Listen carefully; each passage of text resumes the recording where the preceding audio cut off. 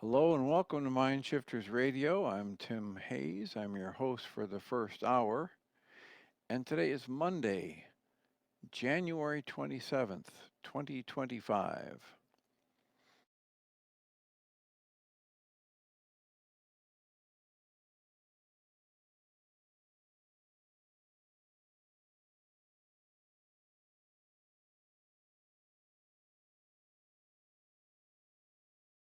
These tools are available absolutely free through the tireless efforts of Dr. Michael and Jeannie Ryce on the website at whyagain.org. If you go to that website and click on the two words that say Start Here in the upper left-hand corner, it will take you to a page where you can download and read chapter 24 of Dr. Michael Ryce's book.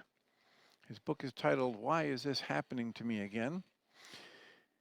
And that chapter of the book contains a narrative description and explanation of the primary tool in this work. That tool is called the Reality Management Worksheet. It's sometimes called the Reality Management Wake-Up Sheet. And it's a tool I've been using to great effect for over 20 years now to improve the quality of my life and most of my relationships, and to turn any negative emotional experience I have into part of the infallible guidance system that each and every one of us has been granted. You can also download the actual worksheet process itself. It's a simple PDF file. Click the link, download it, print it off, copy it as often as you'd like, and use it over and over again absolutely free. You can also download a whole host of audio files that shows just like this one where people have been stepped through that worksheet process. And if you choose to listen to those even repeatedly, they can serve as a powerful tutorial for you to help you get maximum benefit from these tools in the shortest amount of time possible. You can also go to your App Store and type in the three words Heartland Aramaic Forgiveness. And if you choose to do that before you're done typing the word forgiveness, you'll see the glowing heart icon. If you tap on that, it will let you download a completely free and private app that contains the Reality Management Worksheet. It contains an abbreviated version of that worksheet process, and it contains a copy of the Dragon Klingon game, which is a wonderful way to introduce these tools to even younger audiences. We hope people do all of that soon and often, primarily because it tends to improve the quality of people's lives the more they actively apply these tools in their lives, and secondarily because it tends to prompt comments, questions, answers, and testimonials. If you have any of those to share with us, please do so. You can email me at tjh@mindshifters-academy.org, or you can email Jeannie at jeanie at whyagain.org. That's whyagain.org. And if we get a comment or a question from you through an email, we'll address it on the internet show, and then as time allows, send you a notification about what day and time that occurred so you can listen back to the archives for your feedback or input. And alternatively, if you're listening live and you'd like to make a comment or ask a question, you can download the Needle app from your App Store.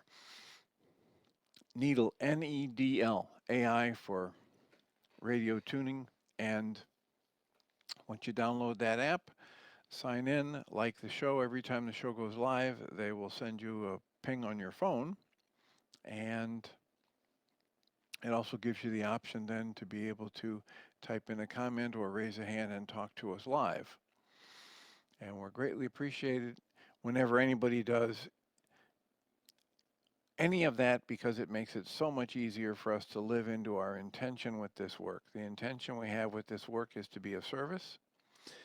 And being of service is just so much easier when we know how these things are landing for you.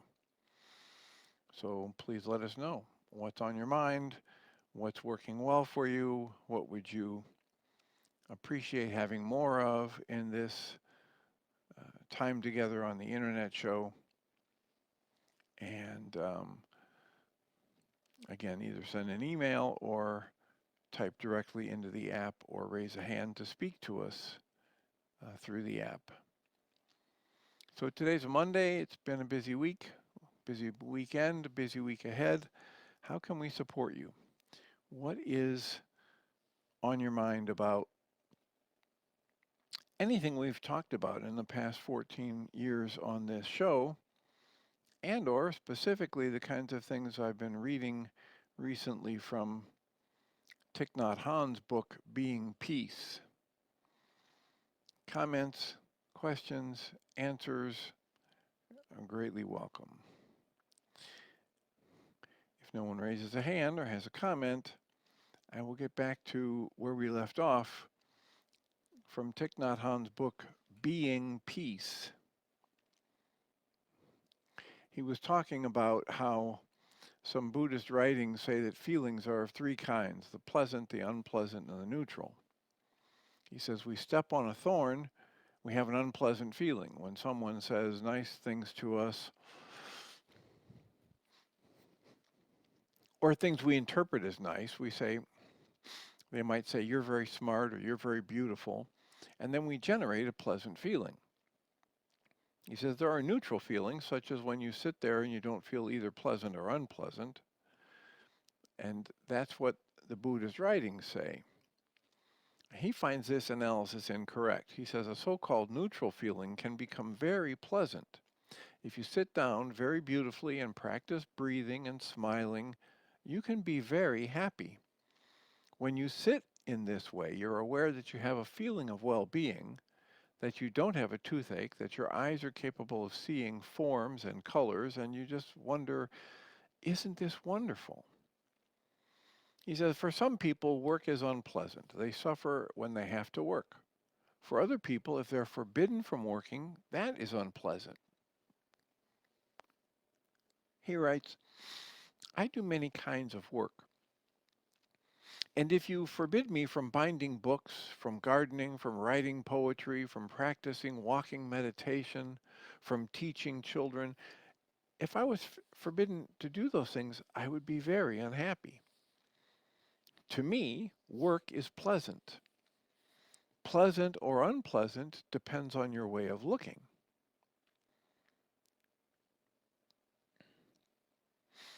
Which fits right in line with what we talk about over and over again when I say, as I've distilled out these two statements from The Way of Mastery. I'd like to tell you something about yourself. The first thing is, you have the infinite capacity to choose the focus of your conscious awareness in each new present moment. The second thing is, I'd like you to know that it is actually the focus of your awareness in this present moment that creates your experience of life in that moment, which means you're a very powerful creator. All these events are happening. Energies are hitting your senses, and you're choosing how to interpret and respond to them. So Thich Nhat Hanh goes on and says, we call seeing a neutral feeling. And yet someone who has lost her sight would give anything to be able to see. And if suddenly she could, she would consider it a miraculous gift. We who have eyes capable of seeing many forms and colors, we are often unhappy. If we want to practice, we can go out and look at leaves, flowers, children, and clouds and be happy. Whether or not we're happy depends on our awareness. When you have a toothache, you think that not having a toothache will make you very happy. And yet, when you don't have a toothache, often you're still not happy. If you practice awareness, you suddenly become very rich, very, very happy. Practicing Buddhism is a clever way to enjoy life. Happiness is available. Please help yourself to it. All of us have the capacity of transforming neutral feelings into pleasant feelings. Very pleasant feelings, and they can last a long time. That is what we practice during sitting and walking meditation. If you are happy, all of us will profit from it. Society will profit from it. All living beings will profit from it. On the wooden board outside of the Zen meditation hall in Zen monasteries, there is a 4-line inscription. And the last line reads, "Don't waste your life. Don't waste."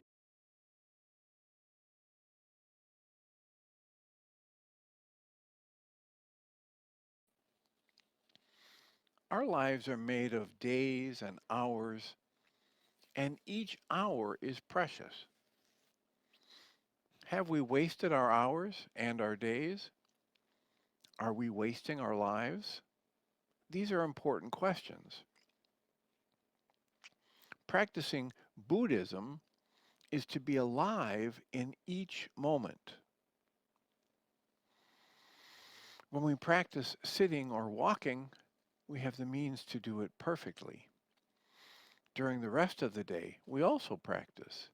It is more difficult, but it is possible. The sitting and walking must be extended to the non-walking, non-sitting moments of our day. That is the basic principle of meditation, this awareness. He goes on and he writes, perceiving includes our ideas and concepts about reality. When you look at a pencil, you perceive it, but the pencil itself may be different from the pencil that shows up in your mind. If you look at me, the me in myself may be different from the me you perceive. In order to have a correct perception, we need to have a direct encounter. When you look at the night sky, you might see a very beautiful star and smile at it. But a scientist may tell you that the star is no longer there, that it was extinct 10 million years ago, so our perception is not correct. When we see a very beautiful sunset, we're very happy, perceiving that the sun is there with us. In fact, it has already moved behind the mountain 8 minutes ago. It takes 8 minutes for the sunshine to reach our planet. The hard fact is that we never see the sun in the present. We only see the sun of the past. Suppose while walking in the twilight, you see a snake and you scream. But when you shine your flashlight on it, it turns out to be a rope. This is an error of perception. During our daily lives, we have many misperceptions. If I don't understand you, I may be angry at you all the time. We are not capable of understanding each other, and that is the main source of human suffering. A man was rowing his boat upstream on a very misty morning. Suddenly he saw another boat coming downstream, not trying to avoid him. It was coming straight at him. He shouted, be careful, but the boat came right at him, and his boat was almost sunk. The man became very angry and began to shout at the other person to give him a piece of his mind. And yet when he looked closely, he saw there was no one in the other boat. It turned out that the boat just got loose and went downstream. All his anger vanished, and he laughed and laughed. If our perceptions are not correct, they may give us a lot of bad feelings. Buddhism teaches us how to look at things deeply in order to understand their own true nature, so that we will not be misled into suffering and bad feelings. The Buddha taught that this is like this because that is like that. You see? Because you smile, I am happy. This is like this, therefore that is like that. And that is like that because this is like this. This is called dependent co-arising. Suppose you and I are friends. In fact, I hope we're friends, he says in parentheses. My well-being, my happiness depends very much on you, your well-being and your happiness, and that depends on me. I'm responsible for you and you're responsible for me.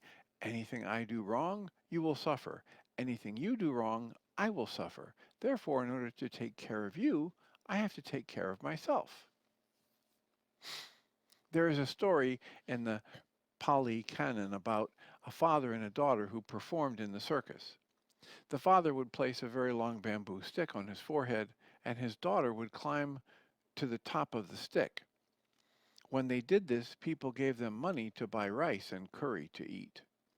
One day the father told the daughter, "My dear daughter, we have to take care of each other. You have to take care of your father, and I have to take care of you, so that we will be safe. Our performance is very dangerous." He said this to her because if she fell, both would not be able to earn their living. If she fell, then broke her leg, they wouldn't have anything to eat. "My daughter, we have to take care of each other so we can continue to earn our living." The daughter was wise. She said, "Father, you should say it this way. Each one of us has to take care of himself or herself so that we continue to earn our living. Because during the performance, you take care of yourself, you take care of yourself only. You stay very stable, very alert. That will help me. And if when I climb, I take care of myself, I climb very carefully, I do not let anything wrong happen to me. That is what you would say and how you should say it, Father. You take good care of yourself, and I take good care of myself. In that way, we can continue to earn our living." The Buddha agreed that the daughter was right. So, we are friends and our happiness depends on each other. According to that teaching, I have to take care of myself and you have to take care of yourself. That way we help each other.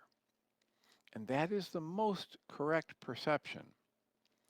If I only say, quote, "Don't do this, you don't have to do that," and I don't take care of myself, I can do many wrong things and that does not help.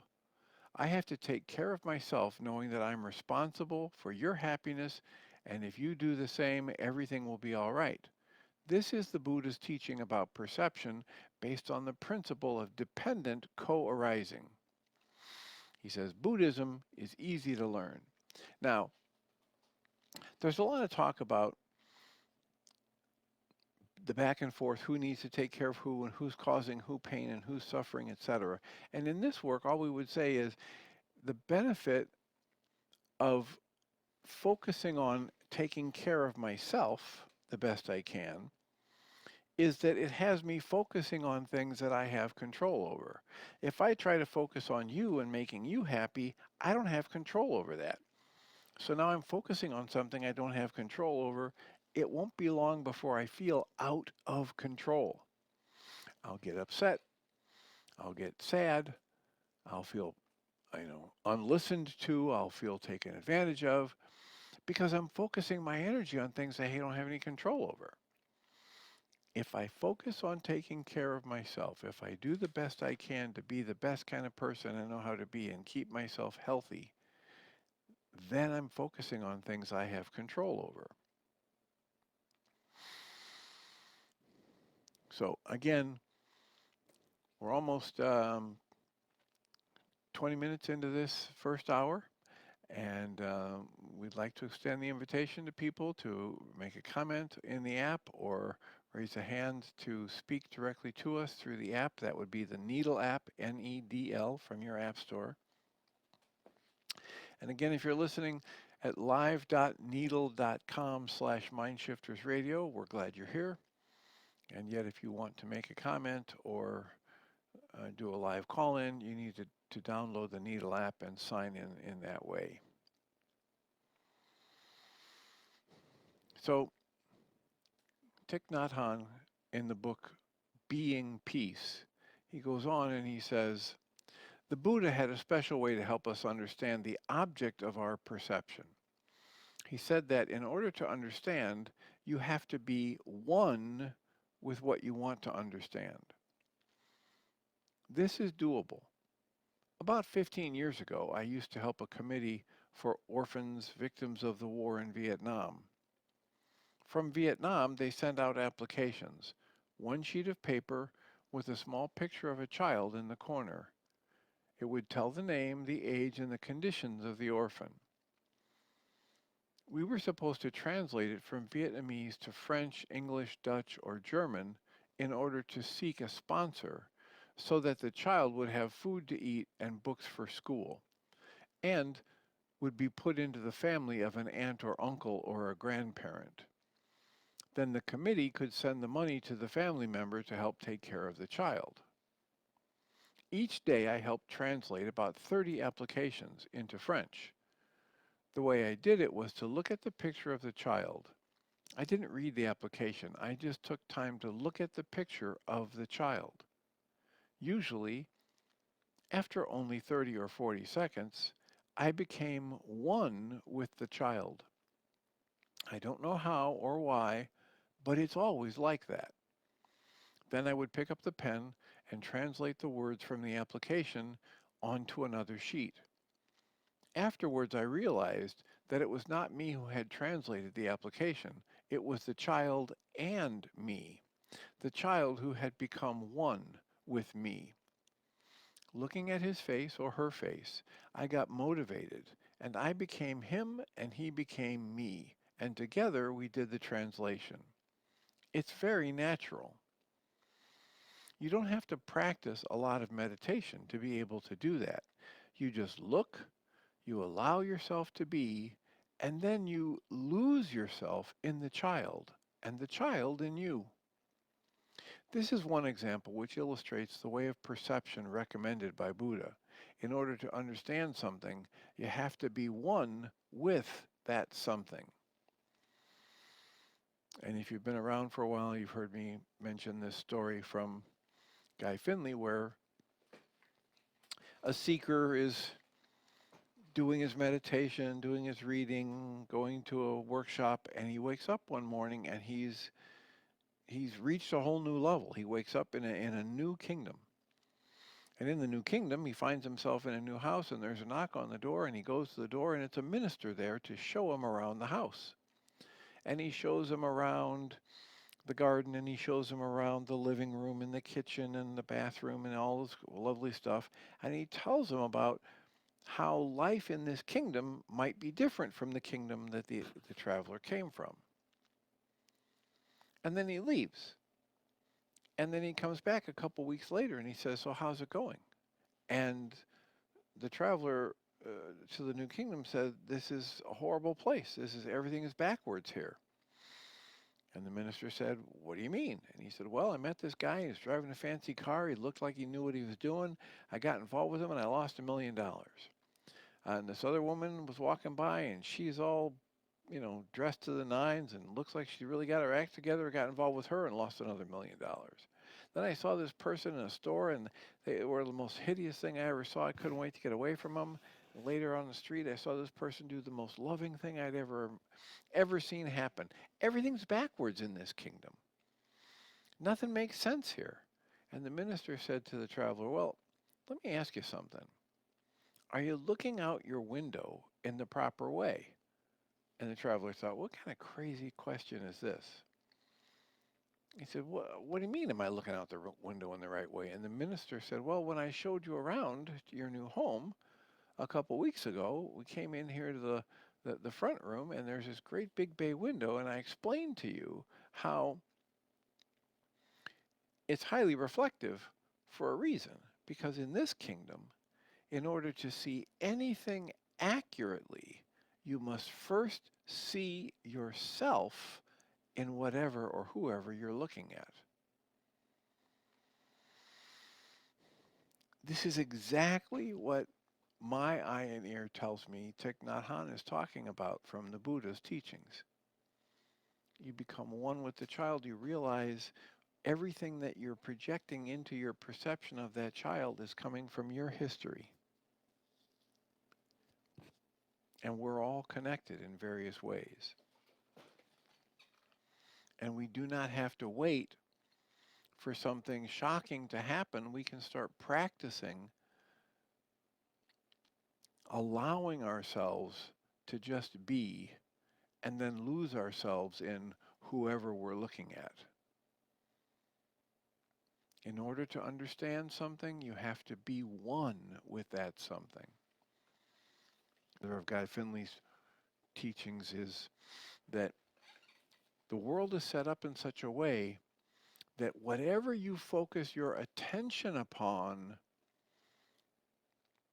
if you're in that questioning, attentive way of mindset, in that questioning, whatever you focus your attention on will teach you about it.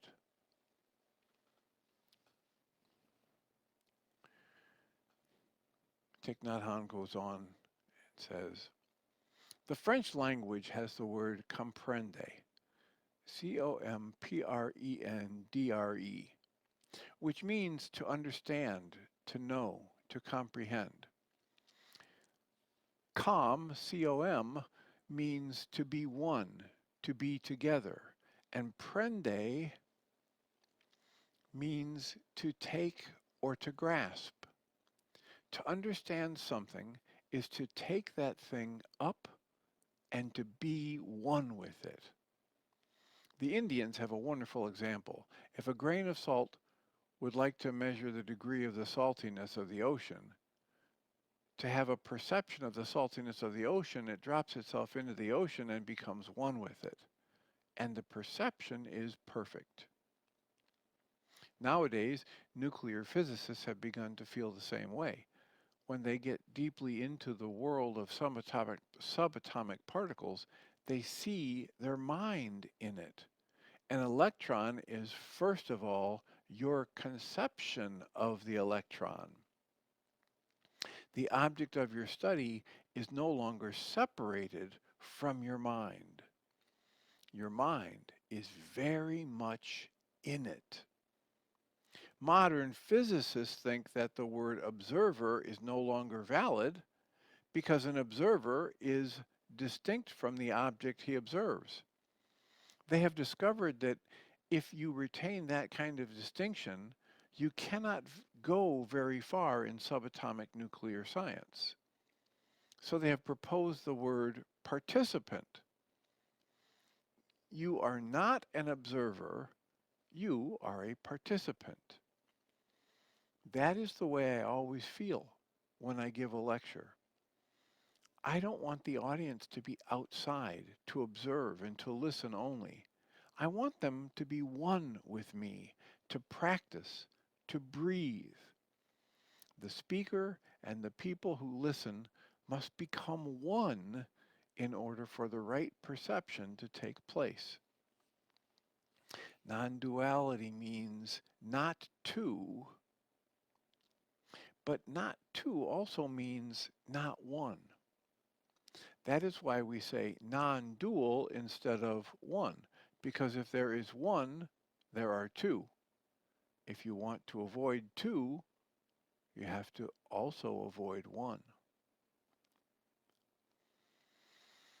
In this particular sutra, the basic manual on meditation from the time of Buddha, it is recorded that, quote, the practitioner will have to contemplate body in the body, feelings in the feelings, mind in the mind, objects of mind in the objects of mind, close quotes.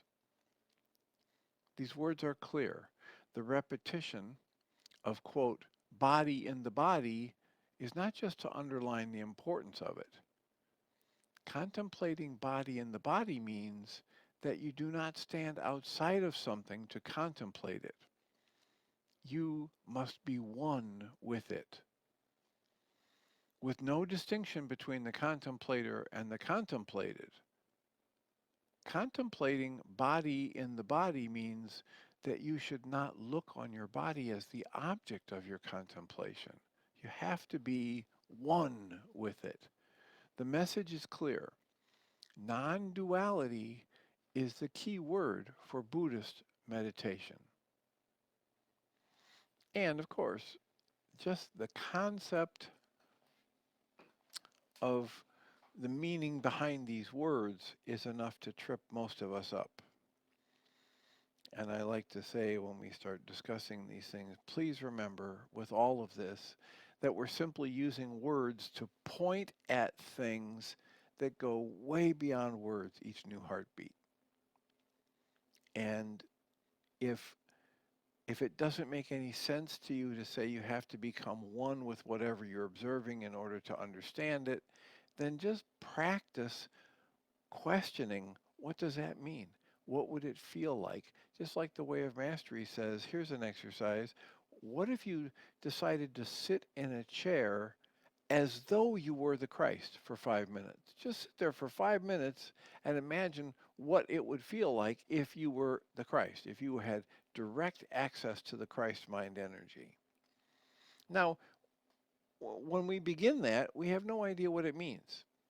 We've got certain meaning that we use for the words mind and Christ mind and chair, but what is going to happen if I actually put myself in the chair and block out 10 minutes, and for 5 minutes I'm just going to sit there and just imagine how my experience in the body, in the mind, in the chair would be different if I was able to tap into the Christ mind energy in that moment.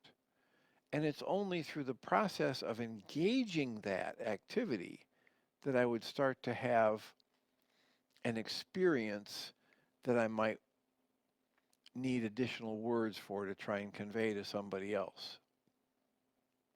Most often, what happens when I have a really deep experience is I can't find words to communicate it effectively. Sometimes people make up words, and it's just an effort to kind of point in the direction of an experience, because clearly, as Krishnamurti would say, the word is not the thing.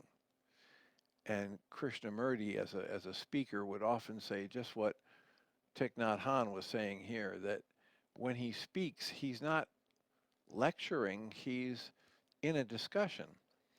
Even though for the period of time when he's giving the talk, the other people are not talking out loud, but he's frequently inviting people when he talks to be actively engaged with this perception, with these concepts, so that you feel what is the truth of what's being said, and you see what might be false that's being pointed out, and that you see it and feel it for yourself. Because if that's not happening, then you're asleep.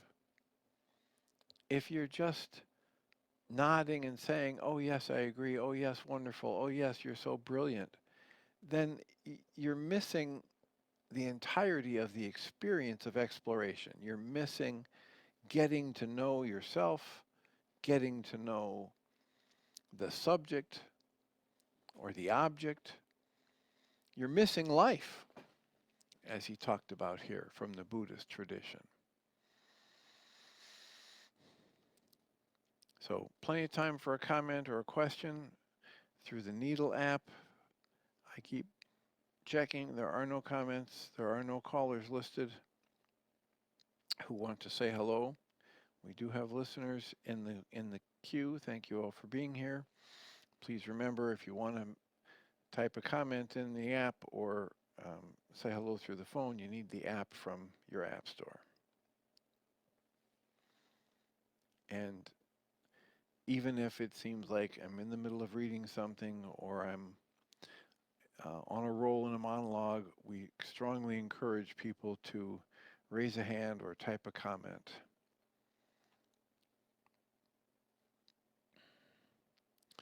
And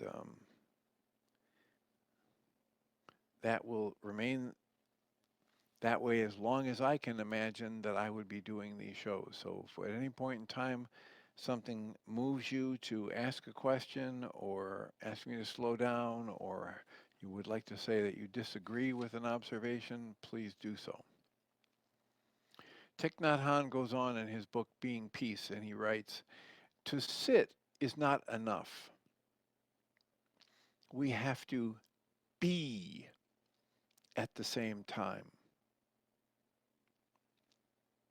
To be what? Well, to be is something. You cannot be a nothing. To eat, you have to eat something. You cannot just eat nothing. To be aware is to be aware of something. To be angry is to be angry at something.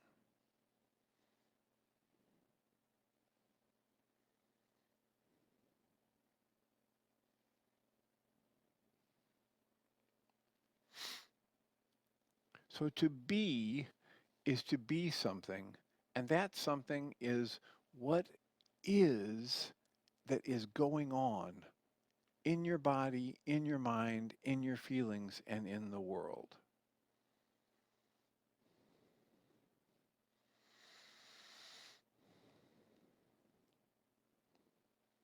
So while sitting, you sit and you are. You are what? Well, you are breathing. You're not only the one who breathes, you are the breathing and the smiling. It's like a television set, one of those channels, millions of channels. When you turn on the breathing channel, you are the breathing. When you turn on the irritation channel, you are the irritation. You are the one who is with it. Irritation and breathing are not things outside of you. You contemplate them, in them, because you are one with them. If I have a feeling of anger, how would I meditate on that? How would I deal with it as a Buddhist or as an intelligent person? I would not look upon anger as something foreign to me that I have to fight, to have surgery in order to have it removed. I know that anger is me and I am anger, non-duality, not two. I have to deal with my anger with care, with love, with tenderness, with nonviolence, because the anger is me.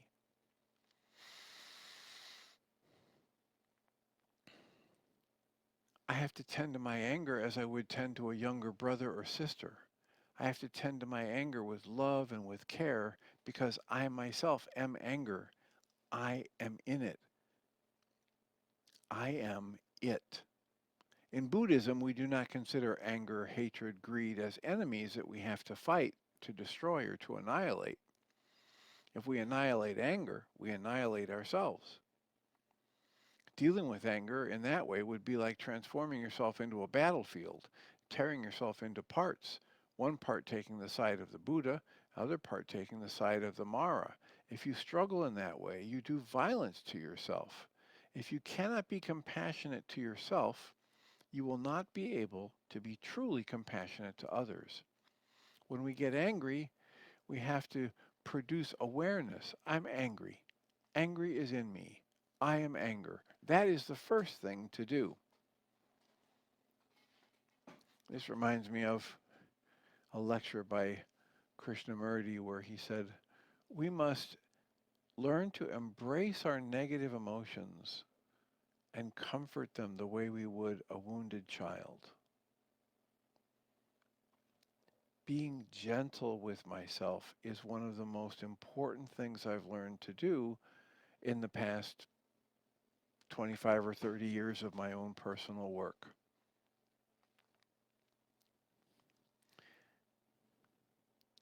Thich Nhat Hanh goes on and he writes, in the case of a minor irritation, the recognition of the presence of the irritation, along with a smile and a few breaths, will usually be enough to transform the irritation into something more positive, like forgiveness, understanding, and love.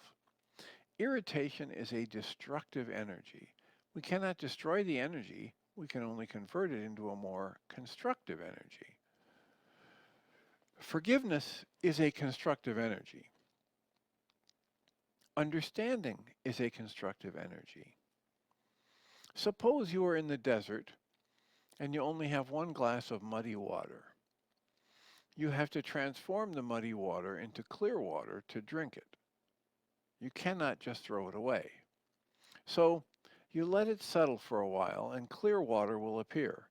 In the same way, you have to convert anger into some kind of energy that is more constructive, because anger is you. Without anger, you have nothing left.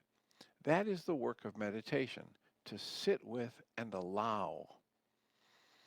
He writes, earlier I gave the example of a big brother who got angry at his sister at first, and then found out that she has a fever, and he understood and became concerned, and he tried to help her.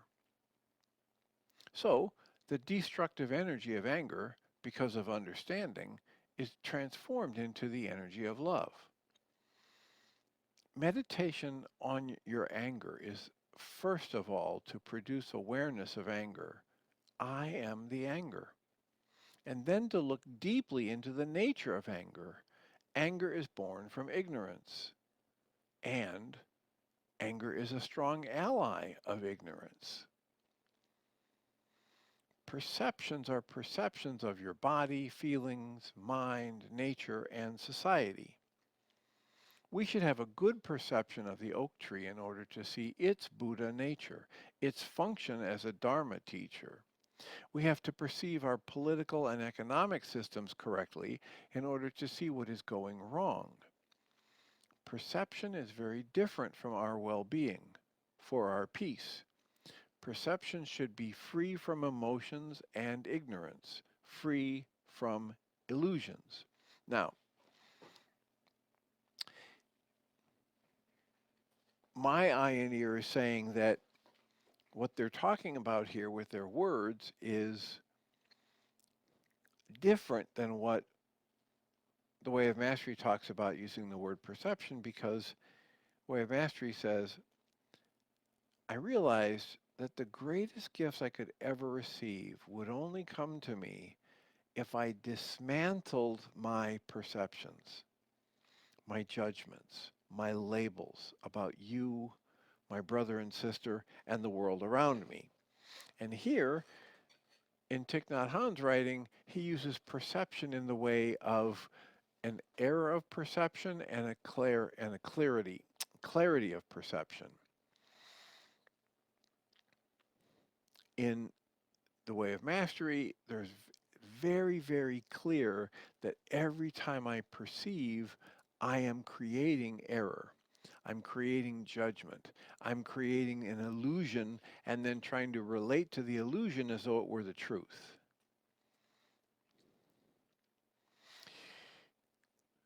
Thich Nhat Hanh goes on, he says,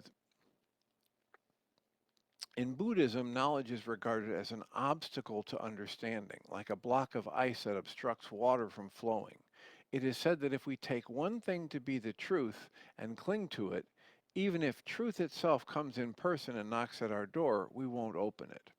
For things to reveal themselves to us, we need to be ready to abandon our views about them. Now this goes right to one of the core things that we teach that I've extracted from the Way of Mastery and Course in Miracles, and that is that every time I think I know, every time I'm acting from a belief or a dogma or an understanding that I have from the past, if I hold to it tightly, it blinds me to the truth of what's happening in the moment. I might only see a tiny fraction of the truth of what's actually happening. In order to be able to learn and grow and see things accurately, I have to constantly look with fresh eyes. I have to be in the awe state. I have to be asking to be taught by life. I have to be living in the direct observation mode, in the questioning mode, without demanding an answer. And if I can do that, my perception becomes closer and closer to accurate. And then my perception, I should rather say my experience of life, moves closer to the truth of life. And my perception, these judgments, these labels, these thoughts about the world around me are nowhere near as powerful when I'm staying in direct connection, in direct observation, in the flow of life in the moment. So please let us know if you've got a comment or a question or you would like to speak up through the Needle app. Once you're logged in, it gives you the option to type in a comment and or raise a hand to ask a question directly.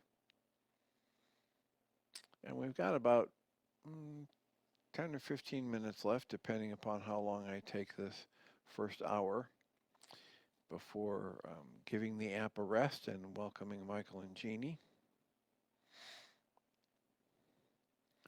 It says Susan Bingham is there. Are you available, Susan Bingham?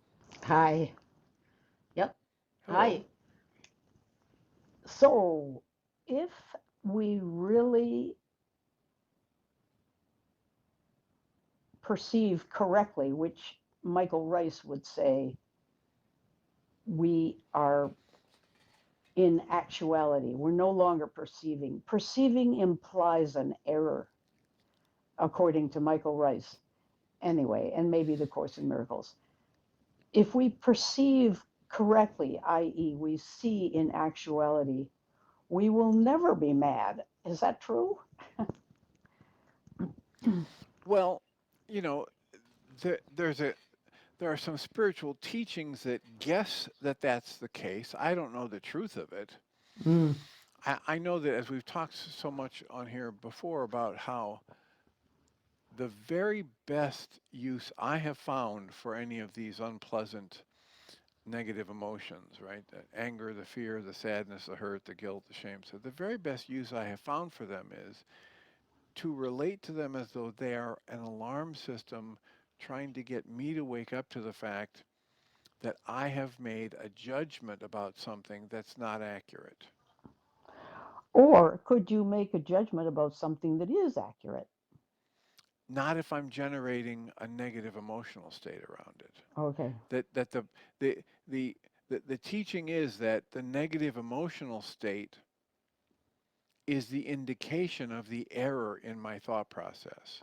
Okay. And you've been talking about this forever.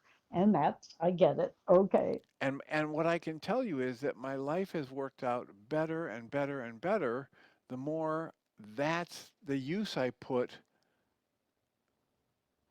my what we're calling here negative emotions. Mm-hmm. If I use my negative emotions the way my culture has taught me, that is, I have to scan the environment to figure out who or what outside of me I need to attack or run away from or bribe or seduce so Mm. that I don't have to experience whatever's going on in this internal state, these energies that I call the negative emotions. But the more I do that, the more I'm chasing after all of these things outside of me, and the less I get an actual calm, loving, what you might say, accurate experience of the actuality of life. Mm.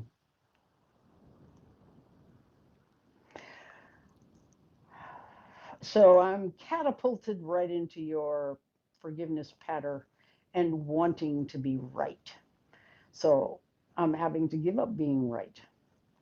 I'm having a very interesting experience with a woman I admire tremendously. Very bright woman. I have known her only as an acquaintance through my church, but every time I talk to her, I enjoy her so much.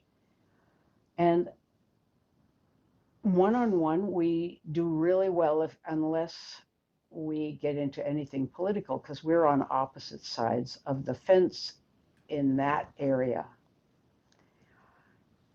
And I just don't go there, and she doesn't go there. But it is the elephant in the room. And so I'm experiencing, really enjoying her, admiring her, finding her a loving, open minded person. But there's this elephant. And I'm just sitting there observing the elephant and wondering, now what do we do? What do we do? I want to have a dialogue with her. I would love, this is one person that if she were open to it, that we could really come from both sides of the field, come to the fence, and maybe find common ground in that area. But I haven't had the guts to do it. So I'm just thinking about all this and how much of what am I perceiving? What am I, when I think about the elephant, I get all tight inside. This is my garbage for sure. Right. Well, it's as though that you think that what you think about the politics is so important. Yeah, I do. You are on a little blue rock hurtling through space. I know. And you think that what you think about the politics in the world around you is more important than the living, breathing entity of personhood that you're referring to here. I don't think that's true, Dr. Tim. Well, then I don't have any idea what you're talking about. Oh, Because why aren't you just talking with her instead of worrying about what she's going to think about some other topic? oh, I do. That's what we're doing. We're just enjoying each other's company and talking. And Then what is your comment about? there's an elephant in the room that needs There a. it is. There's the elephant. There's your thoughts about how your thoughts about the politics Mm-hmm. are so volatile and they're Yeah. so important. Yeah.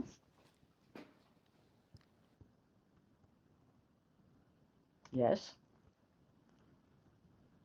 So important that what? Are you still there, Dr. Tim? To take offense. You You wouldn't need to get upset if she decided to take offense. I missed something, Dr. Tim. You disappeared. I actually thought my powerful feelings caused a short circuit and your voice disappeared and you've suddenly come back. I was going to dial in again. So as soon as we acknowledged once again the elephant, even though we're on this little planet, piece of dust going through the universe, we came back to the elephant that seems a lot bigger than the little planet that's going through the. I mean, I've lost all perspective, is what it is. Okay, what I'm saying is that if you weren't thinking your thoughts are so important, Mm-hmm. then you could just be with this person and have any topic come up and Mm-hmm. just genuinely, honestly be yourself and say whatever it comes to you to say from a loving, gentle perspective Mm-hmm. and understand that it's perfectly okay if somebody else has a different perspective because they're just the thoughts. It's not about who's right and who's wrong. Rightness doesn't exist in words. That's true. So how do we get from there to the fact that the people living in my house are all of a sudden extremely anxious? Uh, the, it isn't just words. We have no words at all. We don't know how to go from words to actually finding our way to being all of us okay right now.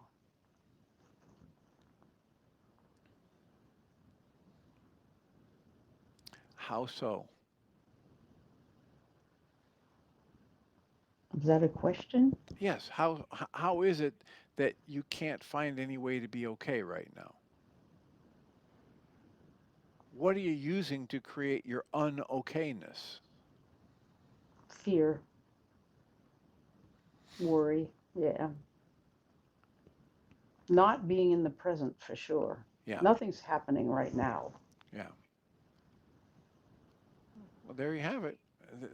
That's what Thich Nhat Hanh is talking about. So there's, the antidote to that fear is to understand it, to be with it. It's like it's the same process for the anger he talked about earlier. If I recognize Mm. I'm angry, I sit down with my anger and I'm gentle with it, Oh, and good. I'm Okay. and I'm embracing it, and I'm aware of it, and I embrace it lovingly and allow it to move through me, and I'm not fighting it. I'm not trying to Mm. get rid of it.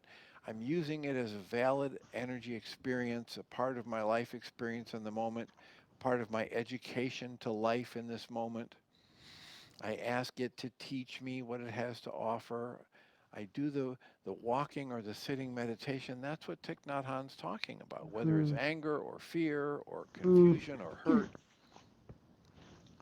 I, I'm, I'm, I'm invited in this work to embrace those energies and the experience of those energies the way I would embrace a wounded child.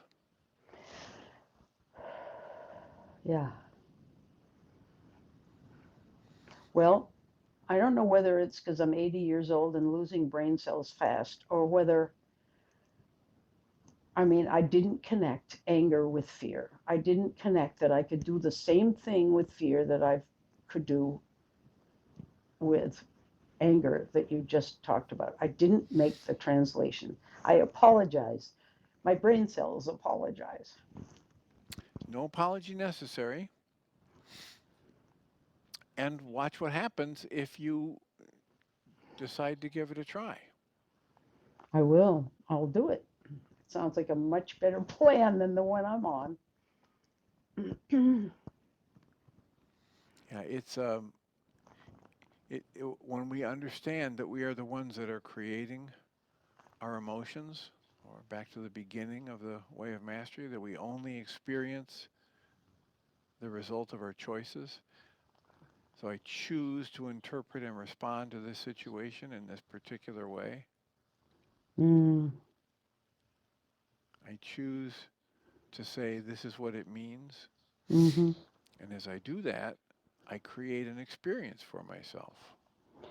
You know, you make me realize that I could perfectly well just say to her something like, the way things are, I'm terrified, and I know you're on the other side, and I want you to tell me why I should not be terrified. I want you to tell me why things are okay from your perspective. Is that okay, do you think, Dr. Tim, or is that just pulling out big artillery? Well, I don't know. I don't know how you would imagine that that's pulling out artillery. I think the the potential error in your question is that you want this other person again to say or do something so that you feel differently. Right. And this other person doesn't have the capacity to make you feel differently.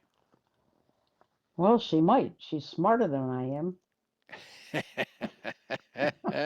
We're just talking about the absolute essence of it. I You're know. responsible for your emotions. You create them. You create your interpretation and response to life situations, and she creates hers. That's all we're Mm, talking about. We're not talking about who's actually smarter, or if somebody says something, whether it has any validity. We're just saying that she could say the perfect thing, and you could interpret it as nasty and negative and create even more upset. mm-hmm. Yeah. So, just like the example he gave of the father daughter team that do the acrobatics to make their living, Mm, rather than the father scolding the girl, you know, you better take care of me, yeah. right? You better be careful, because if I don't take care of you and you don't take care of me, then we don't have money to eat. Instead of that, it's the recognition that each of us is creating our own, and each of us only has control over our own choices in the moment. So, all right, what am I going to do? What am I going to choose to do to be okay or not okay? How can I help the rest of the world by taking good care of me, by focusing on the only things in life that I actually have control over, which is my choice of how to interpret and respond to the world. Mm. And if I don't, if I can't do that, then I can't ever end. I don't know what that noise was, but if I don't stay focused on the things I have control over, I've stepped myself into the position Mm. where I will increasingly feel less and less under control, more and more out of control. Yeah. So You've stay only, focused on yourself. yeah, you've only said this stuff about a gazillion times. Thanks. I'm glad you mentioned the noise. I don't know what it was either. I thought it was maybe me, but it isn't, and you're hearing it too. So okay, it went away. All right. Well, I thank you for the call here at the end of the hour. I will mute you so that you can, I guess it doesn't have to because you'll have to hang up at the end of this hour and come back on the Needle app. Hopefully Michael and Jeannie will be alive for our next hour. And I will remind us all that we come from love. We're made of the stuff that we call love. We actually are love, and everything else is false. And I'll see you again tomorrow.